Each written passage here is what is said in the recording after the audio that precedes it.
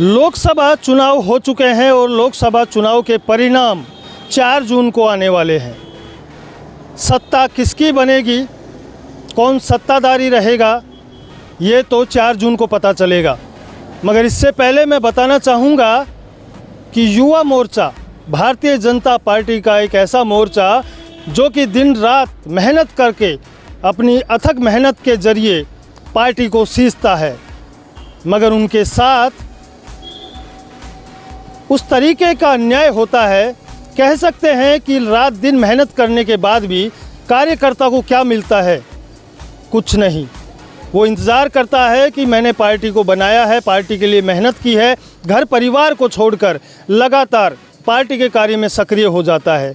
माँ बाप की गालियाँ सुनने को मिलती है, घर परिवार से कई तरीके के ताने सुनने के बाद भी युवा मोर्चा का हर कार्यकर्ता लगातार पार्टी को सींचने में लगा रहता है। मगर पार्टी के कार्यकर्ताओं को जब पार्टी सक्षम रूप से सत्ता में आ जाती है तो उनको क्या हासिल होता है, कुछ नहीं।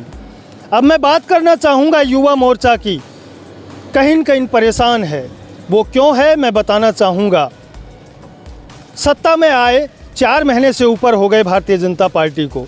हर मोर्चे की कार्यकारिणी गठित हो चुकी है, मगर युवा मोर्चा की कार्यकारिणी अभी तक गठित नहीं हुई। इसका क्या कारण है? क्या हाईकमान के आदेश के अनुसार इस कार्यकारिणी में रुकावटें आ रही है?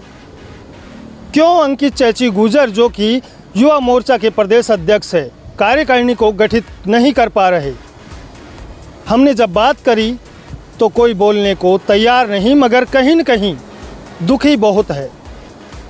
कईयों के मुंह से सुनने को भी मिलता है कि हम क्या कर सकते हैं, हमने तो अपनी पूर्ण ईमानदारी से पार्टी के लिए अपने आप को जोखिम में डालकर पार्टी को सींचने का काम किया है।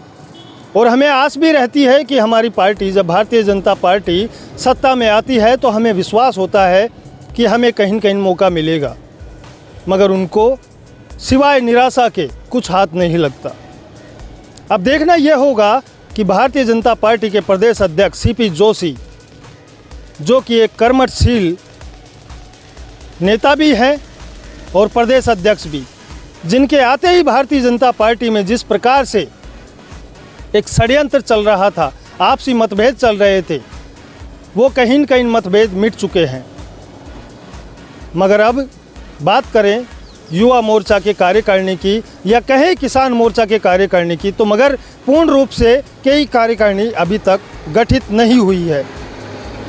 अब देखना यह होगा कब तक कार्यकारिणी गठित होती है। मैं लगातार ऐसे ही द पिंक सिटी न्यूज़ के ज़रिए दिखाता रहूँगा। देखते रहे सुभाष बैरवा के साथ, जयपुर।